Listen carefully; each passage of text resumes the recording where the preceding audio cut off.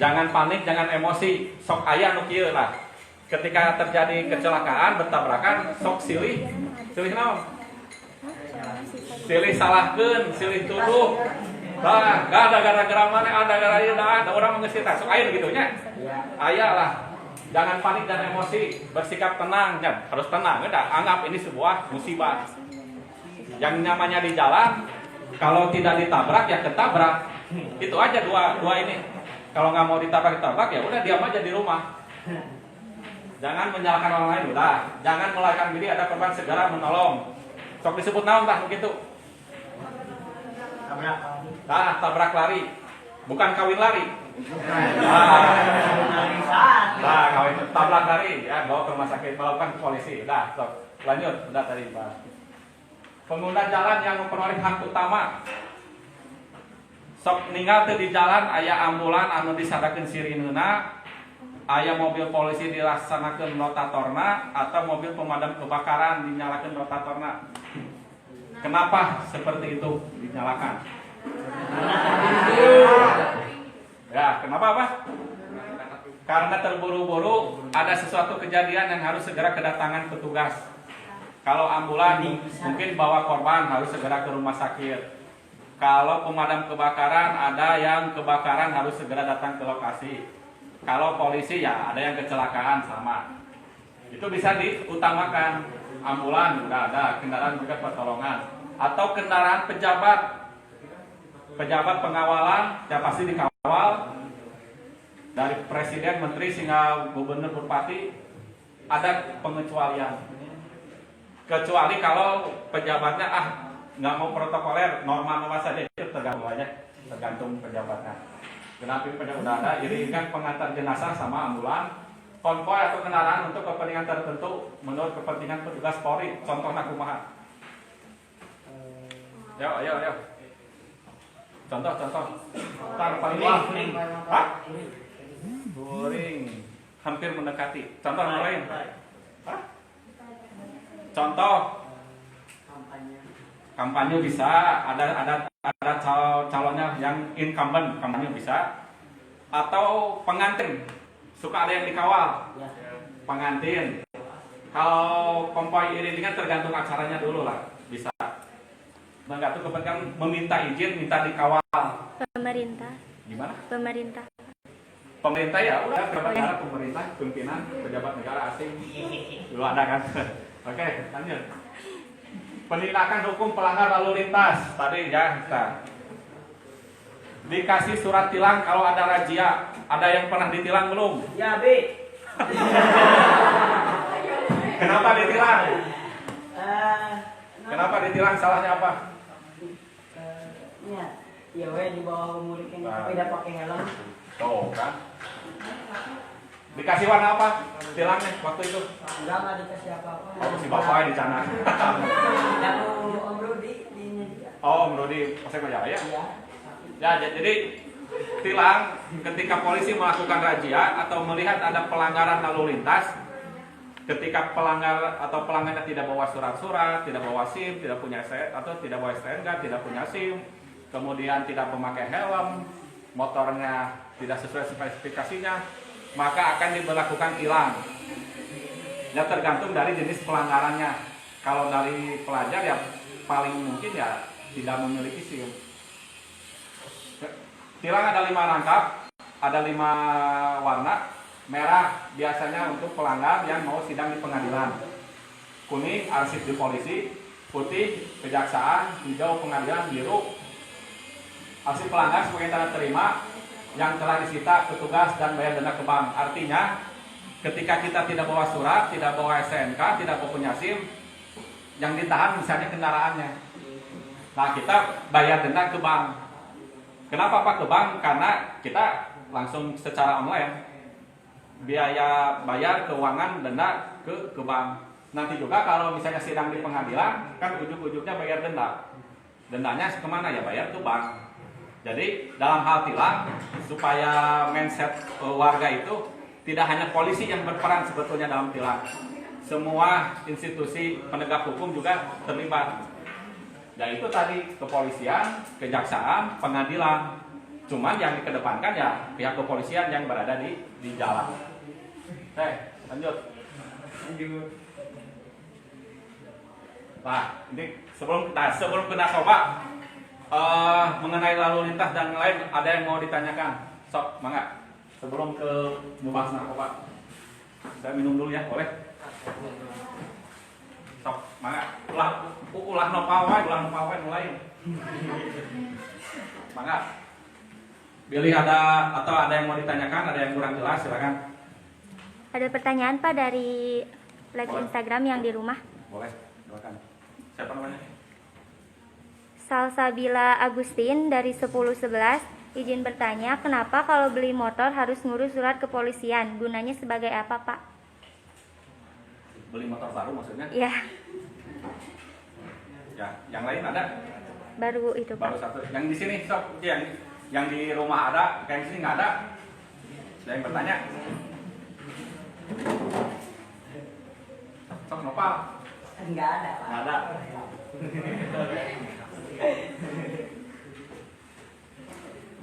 Oke, saya jawab. Kenapa?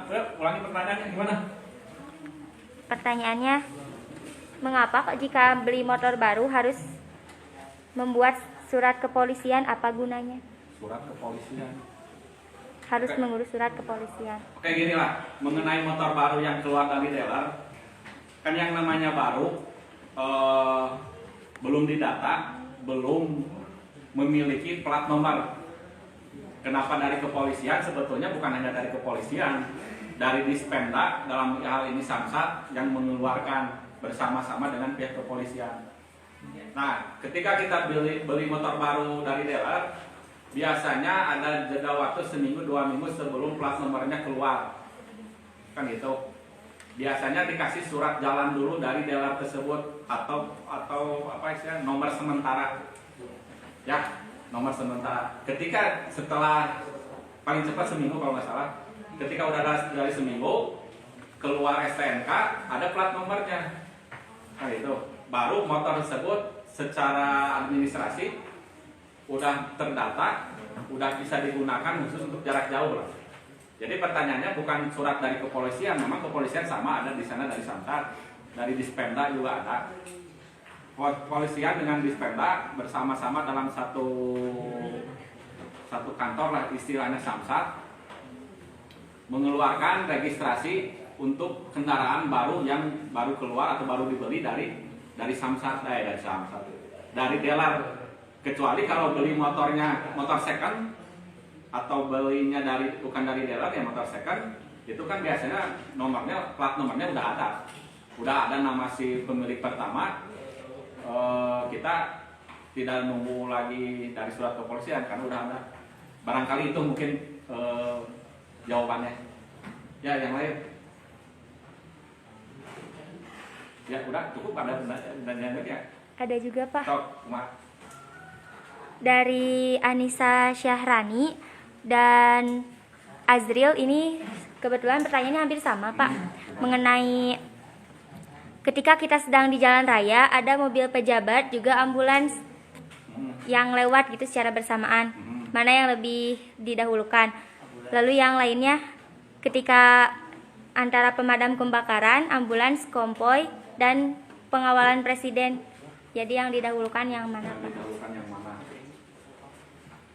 Kalau kronologis seperti itu, biasanya yang didahulukan itu tergantung pejabatnya ya.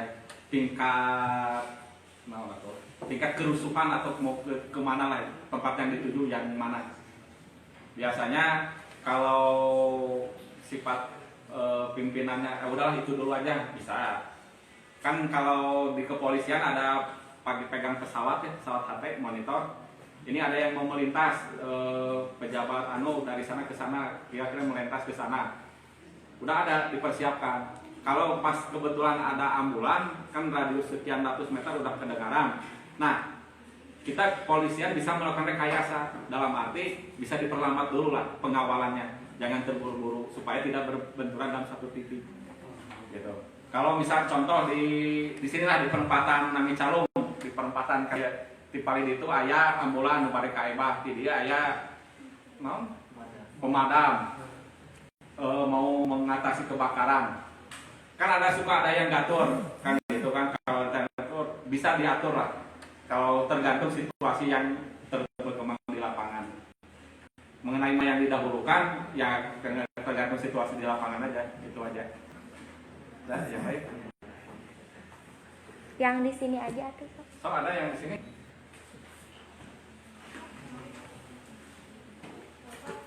Kalau misalnya ada kebakaran kecelakaan, Hmm. terus yang disahkannya itu tidak mau mengalah indikator atau mobil, terus upaya yang dilakukannya apa?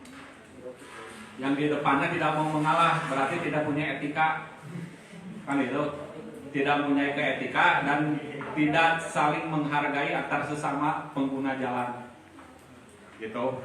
Udah tahu yang di belakangnya ambulan atau pemadam menyalakan rotator dan sirene, artinya ada sesuatu yang mendesak. Nah, ketika di depan misalnya para siswa di depan tidak memberikan jalan, ya berarti tidak punya etika dan tidak menghargai pengguna jalan yang lain. Kalaupun misalnya tidak mau, ya kita minimal menepi lah, atau yang dari kanan pindah ke sebelah kiri lah, jangan terlalu tengah. Itu pasti kan ketika ada rotator sirene pasti ngambil kanan, jalur kanan. Karena udah dikasih tanda, dikasih lampu bahwa kita sedang terburu-buru. Gitu. Kembali lagi ke yang di depan, sebenarnya itu alasannya kenapa nggak mau beri jalan gitu. Ya, kayak yang lainnya.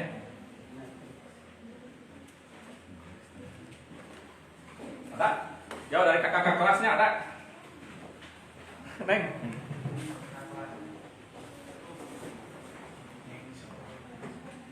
Pak, Ya. ini yang pertanyaan yang kan di sini tuh ada nomor asuransi. Yang gimana? Asuransi kecelakaan. Ya. Nah itu teh cara memakainya itu gimana Pak? Ke kepolisian dulu atau gimana? Mengenai asuransi kecelakaan atau asuransi kendaraan bermotor, ketika kita beli kendaraan atau itu apakah kita mendaftarkan untuk diasuransi atau tidak? Misal motornya hilang dalam jangka waktu sekian tahun, motor baru, kemudian hilang, ya kita bisa diklaim asuransi. Untuk kecelakaan, maksudnya asuransi kecelakaan, biasanya kalau asuransi dilihat dulu kronologis kecelakaannya seperti apa.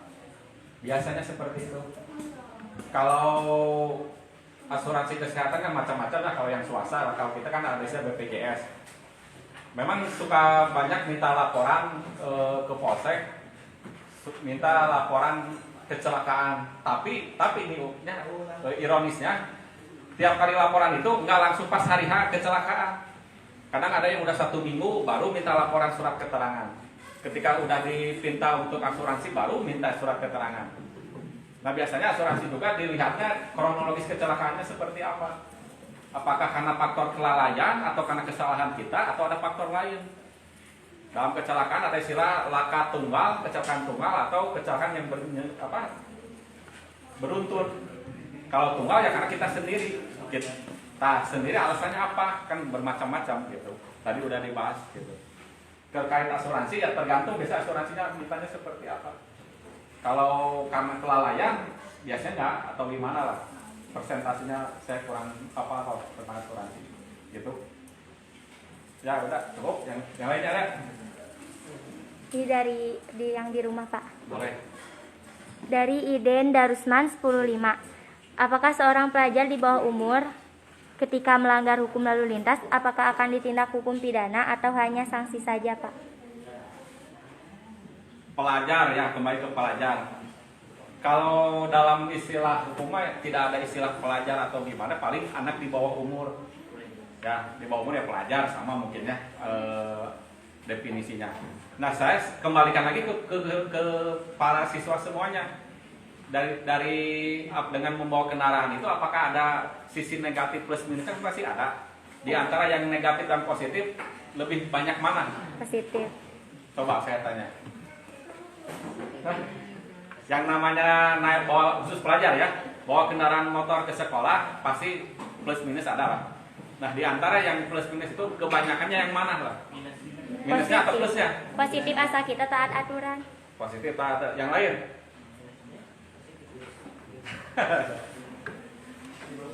Kalaupun di bawah umur, nggak mungkin lah kalau bayi lahnya. Berarti umur itu kan ada tahapannya, ada balita, beranjak dewasa, remaja kan gitu. Para ahli mengatakan remaja itu antara usia 13 sampai 18 lah kurang lebih. Artinya perpindahan dari kita kalau sekolah ya masa-masa SMA lah gitu. Kalau balita ya di bawah 5 tahun. Kalau anak kecil berarti SD kan gitu. Nah, pertanyaan dari ini di bawah umur, di bawah umur. Pelajar di bawah umur. Berarti kan pelajar masa SMA lah sama. Ya sama, kalau kena tilang ya ditilang sama gitu. Ya sama ditilang lah gitu. Barangkali gitu aja lah. Udah ya, yang lainnya. Oke, kalau tidak ada saya lanjut ke pembahasan yang kedua. Kalau tadi kan tentang tata tertib lalu lintas, sekarang dampak narkoba terhadap kesehatan. Tadi kalau nggak salah sebelum saya ada dari puskesmas ya, Mbak, betul ya? Ngebahas apa dari puskesmas tadi? Corona. Kebiasaan baru. Hah? Kebiasaan baru. Kebiasaan AKB ya, adaptasi kebiasaan baru. Oke, kalau saya lebih kepada narkoba dan dampak kesehatan. Narkoba itu apa gitu kan? Narkoba ada terbagi dalam 3 istilah atau kepanjangan bakal ya. Narkotika, psikotropika, dan bahan adiktif lainnya. Undang-undangnya ada, Undang-Undang Nomor 35 Tahun 2009. Narkoba adalah zat atau obat yang berasal dari tanaman atau bukan tanaman, baik sintesis maupun semi-sintesis, yang dapat menyebabkan penurunan atau perubahan kesadaran, hilangnya rasa nyeri, mengurangi sampai menghilangkan rasa nyeri, dan dapat menimbulkan ketergantungan. Yang paling utama pokok poinnya adalah menimbulkan ketergantungan. Kalau yang lain menghilangkan rasa sakit, rasa nyeri, obat pun bermacam-macam. Cuman kalau obat bedanya tidak menimbulkan ketergantungan. Tapi narkoba menimbulkan ketergantungan. Itu aja lah singkat poin bedanya. Ada lagi, lanjut. Nah, perbedaannya lebih spesifik. Narkotika menghilangkan rasa nyeri atau rasa sakit, terbagi dalam beberapa golongan. Pertama, tidak untuk pengobatan. Golongan kedua, digunakan untuk pengobatan namun ada efek ketergantungan, contoh morfin. Psikotropika lebih kepada perubahan mental dan perilaku. Yang tadinya ceria, periang atau aktif sekarang jadi beda. Golongan satunya ada ketergantungan sangat kuat namun tidak untuk pengobatan. Golongan 2, ketergantungan kuat digunakan untuk pengobatan. Contohnya amfetamin ada. Terus ada istilah zat adiktif. Zat yang dapat menimbulkan ketergantungan. Contoh, inhalen, zat yang dapat pada lem. Sok ngadangu tara aya anu ngelem anu kuaibon. Ya. Hah? Ayahnya? Ayah. Kalau keseringan bisa thinner. Beli cat kayu supaya rada encer, ku thinner. Kalau tak ayah bisa ku bensin. Sok beli badai mah minum langsung ke bensin daripada nu lain-lain. Nah, gitu. Alkohol jelas untuk obat, tapi kalau digunakan secara berlebihan bisa menimbulkan kerusakan pada organ. Tembakau lebih kepada perokok. Kalau rokok, saya pikir masih bisa diperdebatkan lah. Sempat beberapa tahun yang lalu MUI mengharamkan rokok. Cuman ironisnya ya para ajengan ulama juga banyak yang perokok, ya mungkin termasuk para guru lah. Termasuk polisi juga, oke lah suka pada merokok. Bisa makruh jadi makruh. Dari haram jadi makruh, artinya yang lebih baik jangan digunakan daripada menggunakan. Tembakau obat penenang dan zat yang menimbulkan halusinasi. Apa itu halusinasi? Imajinasi, ngahayal. Ya, halusinasi, menghayal. Ya kalau menghayal hal-hal yang positif nggak jadi masalah kan? Kalau yang menyebabkan kita jadi sakit atau jadi ketergantungan. Nah, intinya dari semua itu yang menyebabkan ketergantungan dan beresiko terhadap kesehatan. Nanti ada, lanjut. Nah, kenapa narkoba sangat berbahaya? Dari segi kesehatan, rusak organ tubuh. Nanti kalau ada waktu kita putar videonya. otak, paru-paru, jantung, ginjal, organ tubuh utama manusia bisa rusak. Kemudian bisa menyebabkan kematian, overdosis, penyakit, HIV, AIDS, dan lain sebagainya. Segi psikososial, secara sosial bisa menimbulkan kriminalitas. Kenapa bisa menimbulkan kriminalitas? Ya, tidak sadar, kecelakaan apa? Karena biaya beli narkoba lah kalau saya mahal. Kita tidak punya pekerjaan, akhirnya menghalalkan segala cara, termasuk merampok, maling, termasuk apa? Nah, itu. Kemudian bisa menyebabkan kecelakaan lalu lintas karena tidak fokus. Nah, kejahatan seksual, ya, mungkin udah lebih dewasa. Tindak kekerasan, ya kenapa? Karena kita menghalalkan segala cara, apapun bisa dilakukan supaya kita bisa mengkonsumsi atau keuangan jelas. Ya, keuangan ayat tuh anu menang narkoba secara gratis. Kan dayanya, sedangkan kita jangankan untuk beli narkoba, untuk biaya hidup sehari-hari aja kan udah gimana lah, udah pas-pasan. Disharmoni keluarga, banyak yang hancur keluarganya karena pengaruh narkoba. Ya kalau yang bersuami istri KDRT betul. Kalau anak dengan orang tua bisa kan gitu, dengan saudara bisa jadi rekan, dengan tetangga jadi rekan. Oke, lanjut. Narkoba disalahgunakan, kebanyakan orang menggunakan awal nih ya. Awal pemakai narkoba biasanya rasa ingin tahu, coba-coba, penasaran. Nu kumaha sih narkoba teh, kumaha sih rasana? Bahkan pernah dulu ya, masih ngalami ada pulpen yang dicium wangi. Pernah tahu nggak? Tahu. Pulpen sengit naon kayak parfum. Setelah hasil penelitian katanya ada zat-zat tertentu sehingga pelajar suka menyium dan akhirnya nanti menyebabkan ketergantungan. Atau pernah dalam bentuk permen. Berupa permen apa? Mereknya tidak ada legalitas dari Badan POM, beredar di masyarakat. Karena pertama itu coba-coba penasaran, kemudian karena ada masalah biasanya. Adanya masalah kita pikiran kosong, bukannya berzikir, bersolat atau minta masukan ke orang tua, kepengaruh sama teman atau dari seseorang yang tidak bertanggung jawab, awalnya dari sana. Biasanya awal mah gratis, kan itu nama wayahnya kudu bayar. Biasanya, tapi ya memang fakta seperti itu. Tren pergaulan, supaya diterima di lingkungan pergaulan. Nah, makanya rekan-rekan siswa semua dalam bergaul harus bisa memilih mana yang sekiranya ada manfaat untuk kita. Apakah ini baik untuk kita atau justru sangat merugikan untuk kita. Jangan sampai karena pergaulan kita, grup kita, geng kita, atau istilahnya perkumpulan kita suka obat-obatan, suka minuman keras, suka dan lainnya, kita ikut-ikutan. Yang tadinya kita tidak suka, tidak itu karena grup kita itu karena pergaulan. Nah, pergaulan kita yang harus bisa di-manage dan bisa dipilah dan dipilih. Penggunaan narkoba hanya 2, boleh bisa dalam arti menggunakan narkoba untuk kepentingan medis, contoh operasi. Ya tadi kan contoh alkohol, amfetamin. Dalam hal ini ada pengawasan dari dokter, ada surat izin dari Badan POM untuk kepentingan ilmu pengetahuan. Ya karena contoh misal ya sekarang lagi demam COVID, kan sampai sekarang tadi mungkin udah dibahas ya. Untuk vaksinnya, untuk obatnya kan para ahli masih mencari-cari. Kalau memang ada kandungan yang diperuntukkan untuk ini, kenapa tidak? Demi kebaikan. Dengan catatan ada izin dari dokter, ada badan pengawas, badan obat dan makanan. Lanjut. Nah, mengapa narkoba dilarang? Sudah jelas kan? Oh, haram, ajaran agama. Saya pikir semua ini agama Islam ya. Di sini Islam, ada yang non-muslim. Ada? No, agamanya apa? Kristen, Protestan atau Katolik? Diperbolehkan nggak agama narkoba? Enggak kan? Ya. Takut saya salah ya, mungkin bisa lah diperbolehkan.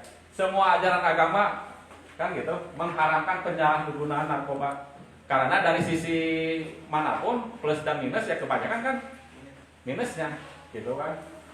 Kemudian kebijakan pemerintah adanya undang-undang tentang narkotika tadi udah disebutkan. Selanjutnya menghancurkan tujuan hidup dan masa depan. Pernah nggak ada orang sukses dengan narkoba? Tidak, betul. Karena kebanyakan ya sisi negatifnya.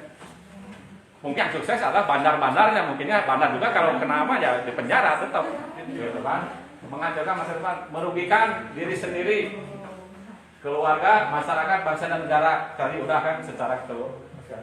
Oke, lanjut. Nah, ciri pengguna narkoba barangkali di sini tinggal dilihat apakah kita merasa seperti ini atau tidak. Ini gambaran umum lah.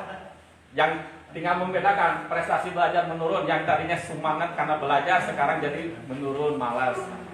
Pola tidur berubah, yang biasa tidur jam 8, jam 9 malam, bangun jam 5, sekarang begadang, tuh kan. Tidak betah di rumah, nah tidak betah karena dari rumah mah kayak narkoba, kayak iya kan, suka pergaulan di luar. Tidak masuk sekolah, yang tadinya rajin sekolah, sekarang belang betong, mabal. Suka menyendiri, takkannya bisa aku menyendiri. Memang faktornya bisa berlain-lain lah. Cuman dari yang tadinya periang, suka berkerumun, sekarang jadi menyendiri. Emosi, gampang amak, mudah tersinggung. Nah, tidak bayar uang sekolah karena pakai beli narkoba misalkan. Gagap atau sepoyongan seperti apa? Jalannya tidak tegap atau ada kelainan dalam jalan. Nah, itu contohnya. Oke, lanjut. Pencegahan apa? Mencegahnya yang paling utamanya kuatkan iman lah. Iman dan Islam kita, ya, termasuk yang rekan kita yang non muslim, ada dalam apa? Setiap misa ya kalau hari Minggu teh apa? Di gereja teh misa sebenarnya. Kebaktian ya. Kalau hari Minggu teh. Nah, perkuat iman dan agama kita, insya Allah lah. Kalau kita kuat iman, apapun itu alasannya, karena kata keterangan juga, kalau kita menghindari yang haram, insya Allah diganti dengan yang halal. Apapun itu alasannya, daripada sebelum terlambat atau daripada sudah kejadian, lebih baik kita mencegah lebih baik daripada mengobati. Pilih lingkungan dan keluarga yang sehat ya. Lingkungan kita lah seperti apa? Yang namanya pelajar ya kita lingkungan dengan pelajar. Di rumah pun lingkungan kita tempat bermainnya tinggal dipilah-pilih.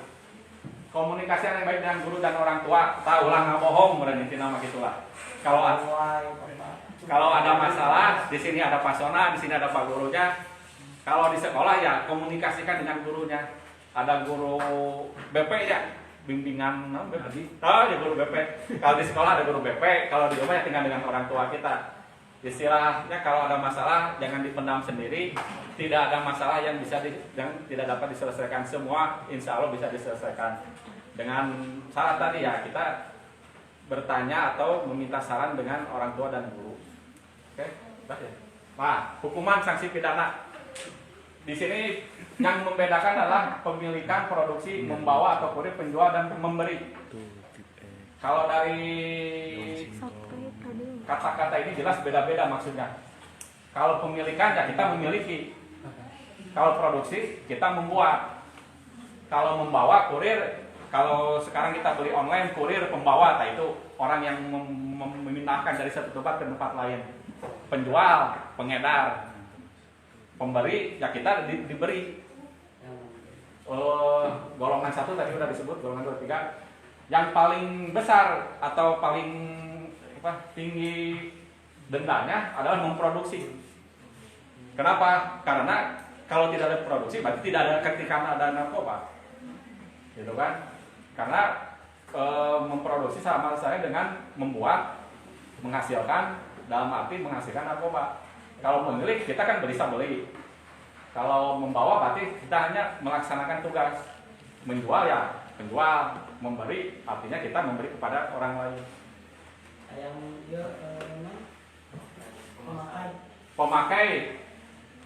Pemakai bisa disebut dan pemilik. Sekarang kita punya narkoba dimiliki untuk apa? Hah? Untuk dikonsumsi. Kalau kita ya berarti kan pemakai bisa dibilang dalam arti pemilik. Ya, pemilik atau mungkin pemberi. Kita memakai, pemilik berarti hanya makai saja. ketika kita pakai ketahuan dari mana itu asalnya barangnya. Apa cenah ngadaman nyawira berarti masuk karena produksi. Gitu. Pak abi tisi anu berarti tak saha penjualnya. Atau nabi tak Pak abi mah sanes meser, aya nu masihan, saha nu masihan mah. Gitu. Kalau pemakai lebih karena kepemilikan. Gitu. Oke, garis. Nah, dari semua itu kembali terkait narkoba, yang paling besar adalah memproduksi. Ininya udah tinggi, dananya udah tinggi. Kemudian saya berharap dari semua yang saya sampaikan tadi, khususnya dalam lalu lintas, mungkin untuk narkoba lah terlalu mendalam ya Pak Sona ya. Kalau lalu lintas memang sehari-hari lah kita pasti melaksanakan atau kita berinteraksi di lalu lintas. Mudah-mudahan ketika ada razia ataupun ada pemeriksaan di jalan, tidak ada siswa-siswi SMA 1 Majaya yang kena razia dalam arti karena kelalaian atau karena tidak bawa surat atau karena kendaraan bermotornya tidak dilengkapi dengan sesuai dengan peruntukannya. Kalau karena tidak punya SIM ya karena memang belum cukup umur gitu aja. Barangkali dari saya cukup sekian. Oh ya, barangkali tentang narkoba ada yang mau ditanyakan dulu. Oh ya. Boleh. Sampai jam berapa ini? 1:45 udah habis. Oh udah habis. Oh udah bertanya dulu. Pak, kalau pelajar yang mengonsumsi narkobanya terus diketahui oleh pihak kepolisian, hukuman yang diberikannya seperti apa? Pelajar yang mengkonsumsi ya sama yang tadi aja, pemakai berarti. Gitu. Bukan kan masih di bawah umur? Nah, kenapa mengkonsumsi? Balik lagi ke sana. Tergantung nanti dari unsur-unsurnya seperti apa. Gitu kan? Mengkonsumsi karena apa? Misal karena supaya motivasi belajar lebih tinggi, saya pikir nggak bisa itu. Motivasi belajar. Ya, terjadi juga dalam tadi tilang karena di bawah umur, sebetulnya dalam hukum tidak ada pengecualian di bawah umur, kecuali nanti dalam hal penyidikan unsur-unsurnya seperti apa, masuk ke mana. Kan tadi juga kalau di kendaraan bermotor, pada saya mah di bawah umur. Apakah mungkin anak kecil bawa motor ke tengah jalan misalkan kan gitu. Nah sekarang narkoba pun sama, karena di bawah umur, yang memang lah kalau nantinya lah kembali lagi ke panti rehabilitasi ujung-ujungnya kalau di bawah umur. Tapi unsurnya dulu, dia itu mengkonsumsi karena apa, terus dapat barangnya dari mana. Nah apakah yang dapat barangnya itu dari sama di bawah umur? Kan belum tentu juga ya. Apa mungkin siswa-siswi belajar sambil mengedarkan mengedarkan narkoba, kan bisa aja kan itu. Unsurnya dulu nanti kesan kemana gitu. Barangkali itu. Yang lain ada satu lagi. Oh udah ya. Oke, jadi ya intinya semoga apa yang saya sampaikan ini bermanfaat lah, khususnya untuk saya pribadi, umumnya untuk kita semua, tanpa bermaksud menggurui atau saya paling pintar lah. Saya juga masih sama belajar, masih sama-sama buka-buka lah. Kalau sekarang istilahnya tinggal diklik, tinggal di Google, semuanya ada materi. Cuman kalau dilihat secara ini kan kita nggak kurang paham, kurang mengerti. Kalau sekarang bisa sambil dijelaskan, sambil berdiskusi lah. Barangkali itu yang bisa saya sampaikan. Terima kasih atas perhatiannya. Mohon maaf atas segala kekurangan dan kehilapan saya. Wabillahi taufiq wal hidayah. Wassalamualaikum warahmatullahi wabarakatuh. Waalaikumsalam.